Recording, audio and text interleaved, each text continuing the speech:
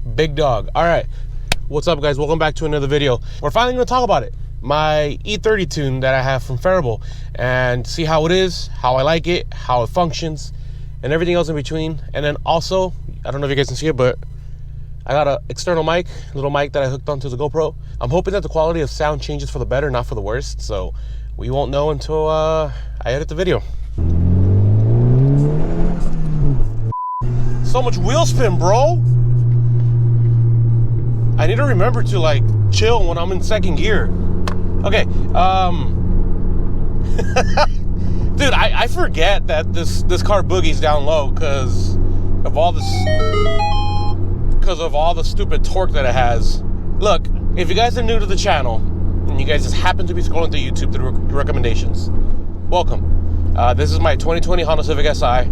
It is, yes, the 1.5 liter, and it is on a Flex Fuel tune from Phereable. All my mods are in the description if you guys want to see what clutch I'm running, what intake I'm running, what downpipe, and all the stuff, so it's there. I've been running this tune for about maybe about a month and a half now, give or take. 4 weeks, 5 weeks, run right there. Obviously, it's a little too soon for me to say that I've had no issues, but I really haven't had any issues with this lately. Ever since I put it on, I have been doing a E30 mix. Right now, I am a 33%, so technically E33. A lot of people are telling me to do E35 to E40.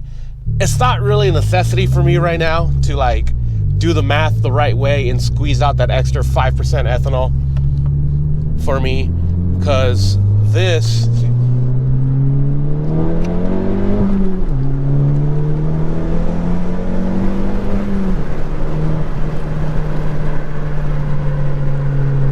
that's enough.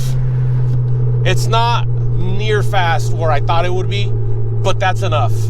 Considering I got gapped by that Evo twice, this is more than enough for me to have fun with. Can I get more? Yes. Obviously, the next step up from this is custom tune and or a big turbo. And depending on how everything goes is going to determine if I'm going to do it or not. Now, we're here to talk about the tune and how it performs and how it is. This tune is very smooth. It's very smooth all around the entire power band. It's not as jerky as it was on the 1.5 and the 1.5R, because I did have both. Keep in mind, I am rocking 91 octane because we are here in California. So per fill up, I am doing 3.5 on empty when my gas light is on, or when my mileage says like 5 miles till empty, my range.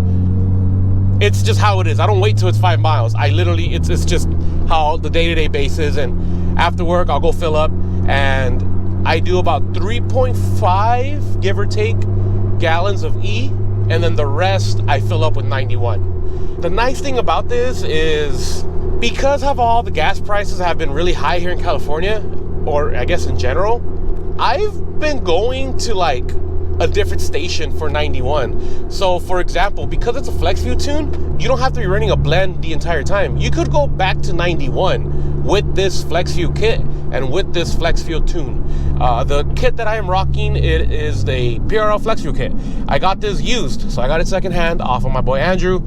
Other than that, I upgraded the fuel line off of PRL's website for about another $100. So overall, because he sold me this kit for about $325, so I spent about $425 for this kit, and it's fine. Everything works. Emmanuel, shout out to Emmanuel, aka E-Man. He's the one that installed it for me, and everything came out wonderful, great. It was an easy process for him to do, considering he works on these for a living. The only thing about this is that it does make like this chirping sound. I will try to get it on camera, but this chirping sound, it's from the kit itself. I noticed it as soon as I turned on the car, and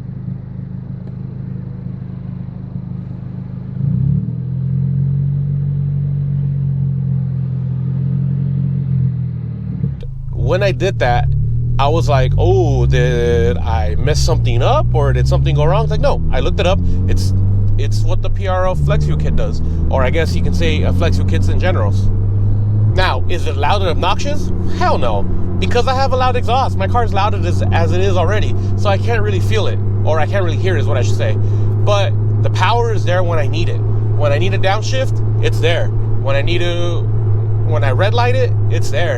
And the nice thing about it, like I was mentioning earlier before I changed topic, is you could use 91 or 93, depending on the situation you are and blah, blah, blah. And I'm going to use me for an example. Because how it is here in California, the average gallon of 91 right now for, 91 premium, it's about $6. It ranges from like $5.90 to like $6.30, $6.50, depending on location, of course. Now, Costco gas, everybody knows Costco gas is a lot cheaper. And it's roughly about $50 to $1 cheaper going to Costco. So it is worth it to a lot of people. We have here in Ventura County this gas company called Silvas. It's basically the same price as Costco, and it's pretty cheap. Only downside is the line is just like Costco. It's always long. So what I end up doing is after work, like around 11 or midnight, I go fill up with like 7.5 gallons of 91, and then from there drive down the street to my house, because down the street from my house is an E85 station, and I'll fill up the rest with E right there. So my ethanol, whenever I do that with 7.5 gallons of 91 from empty, when I'm using previously E30, it goes down to like maybe E10. And when I next fill up with that extra 3.2 to 3.5 gallons of E, it goes back up to like E28, E30, E31. It fluctuates around that area right there, which is nice because it's not all, like it's a flex fuel kit. It's adjusting by itself. So that's the nice thing about using flex fuel kits in general. But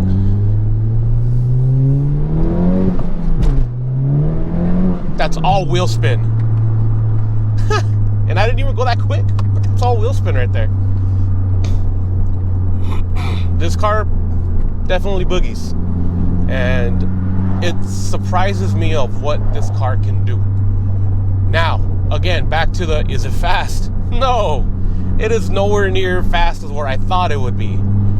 I don't know, maybe it's the tune itself, maybe it's me, maybe I'm just a bad driver, but that's fine because I'm not trying to be the fastest.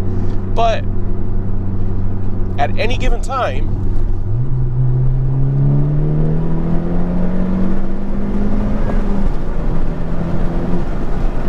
this thing hauls.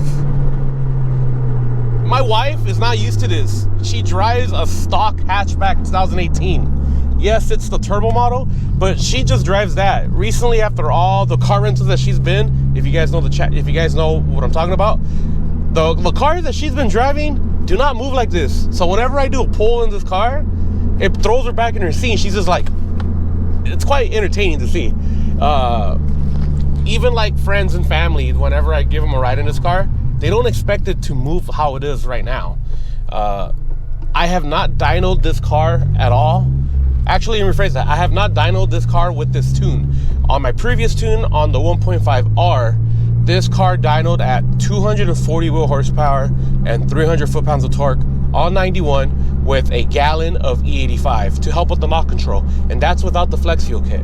With this kit on their website, it's speculating that it makes 275 wheel horsepower, around right there, give or take, and like 320 foot-pounds of torque. I don't know about the horsepower. I want to say it's probably like closer to like 260, maybe 270. But the torque is definitely over 300. The way this car moves from the low end, it definitely is over 300. I wouldn't be surprised if it really is at 320 foot-pounds of torque. And this is also on the stock turbo, guys.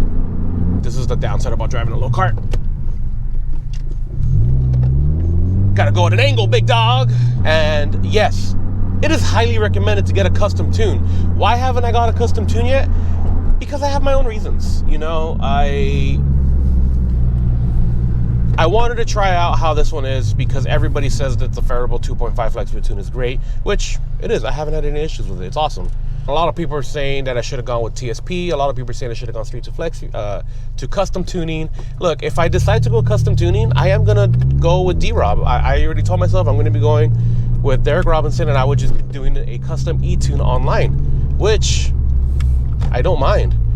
Any other tunes here in California, I have yet seen or heard or done enough research, I guess is what I should say, on a tuner that can tune the 10th gen community really well, at least on the SI models. Plenty of Type R tuners here in California that tune on Honda, but as far as K-tuner, I'm not that knowledgeable with it. So whenever somebody asks me what do I recommend, Phereable with John Vega or TSP with Derek Robinson, since he helps develop those tunes right there, and or a custom tune from either or. That would be a good choice. I will say this though, because I've driven the TSP tune and I've driven the Phereable tune on 2 different SIs. My boy has the TSP tune. I had the Phereable 1.5 tune, obviously the 91 tune. His car definitely is slower, but it also is a lot less timing being pulled when you do pulls, if that makes sense. With the Phereable tune, whenever I do a pull, when I was on 91, it spiked up so fast to like 0.60, maybe 0.70, because the timing is really aggressive on that tune, but it is smoother than TSP. With TSP, on the other hand, it's a little bit slower, like I mentioned, like just ever so slightly. With him, his timing it was never exaggerated when it came down to it. I remember when I drove his car for about a day and a half, maybe 2 days, give or take.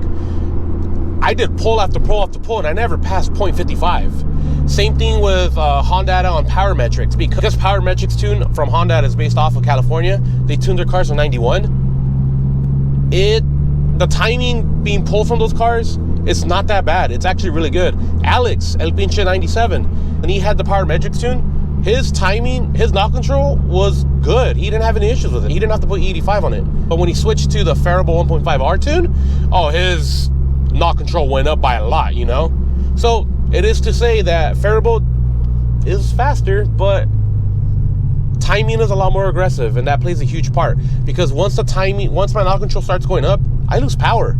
And that's the same thing with this tune that I'm using right now. It starts to lose power when I start doing pulls after pulls after pulls, and I can feel it.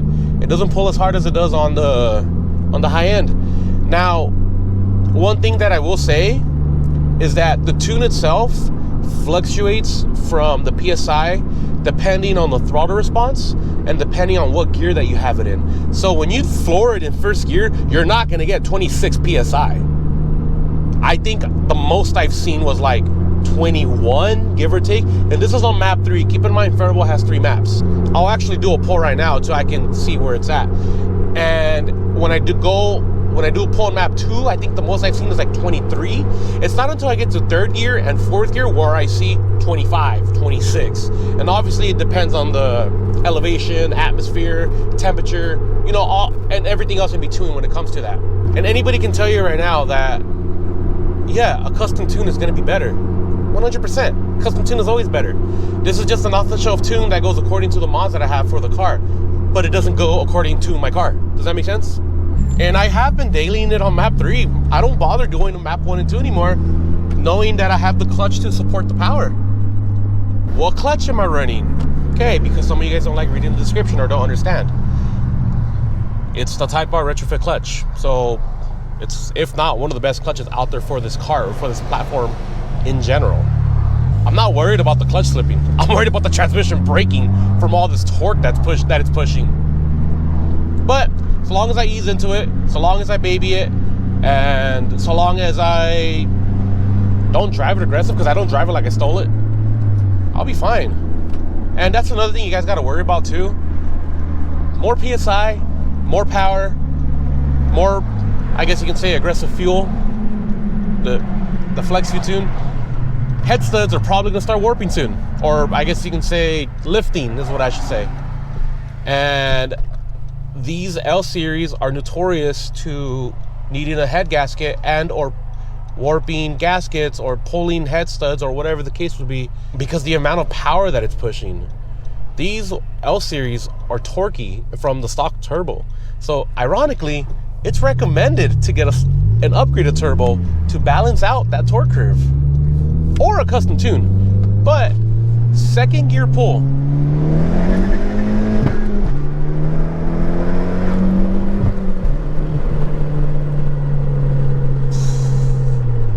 I still can't believe I lost to that Evo.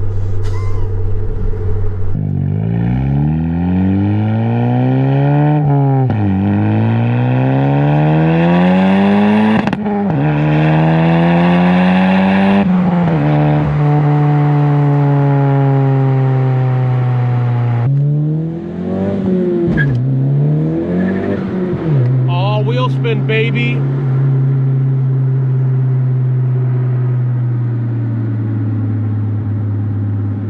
This thing has way too much wheel spin in second gear. I'm trying to like do it, like not feather dance it, but you know.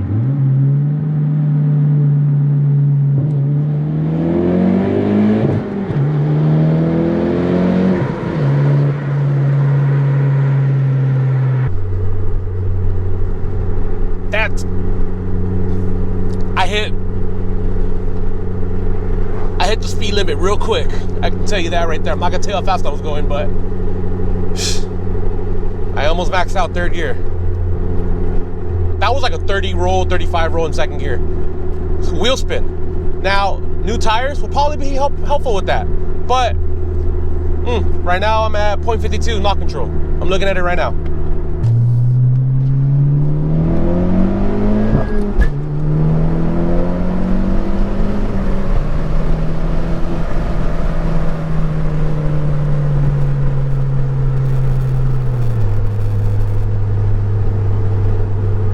Still 0.52. I'm gonna try to do like a first gear pull-ish right here. Pull-ish. Not that good at launching this. I'm not gonna launch it either, but I am gonna attempt to do a little first gear action.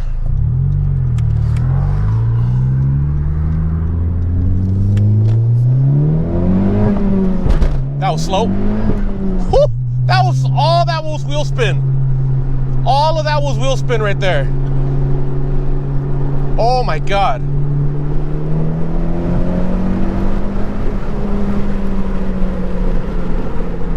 That actually scared me right there, because with the traction control off, this car just does not grip in the lower gears.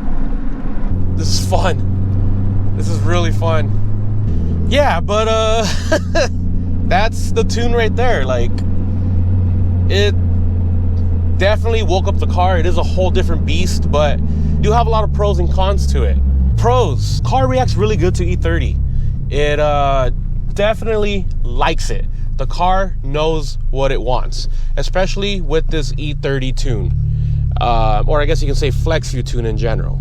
And because you're rocking this Flex Fuel tune, you can run 91, straight 91 or straight 93, wherever you are, and just drive it normal. Like, you don't have to worry about switching tunes back and forth, and it's so convenient. That's what I did when I went to San Diego for the old school versus new school Honda.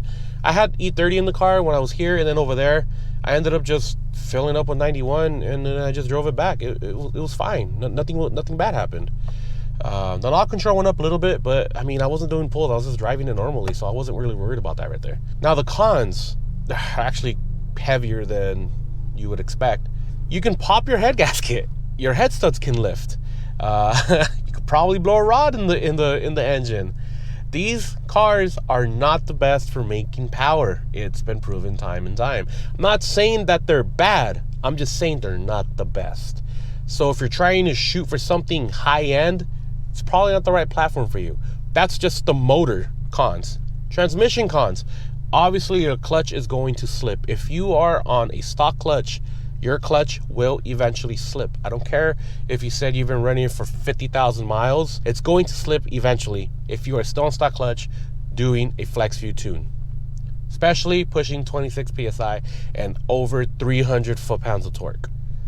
Talking about that, the transmission, there's a lot of people that I know of and that I've read on the forums where they've blown transmissions through these cars one, they're probably beating on it. Transmissions are not the best for it.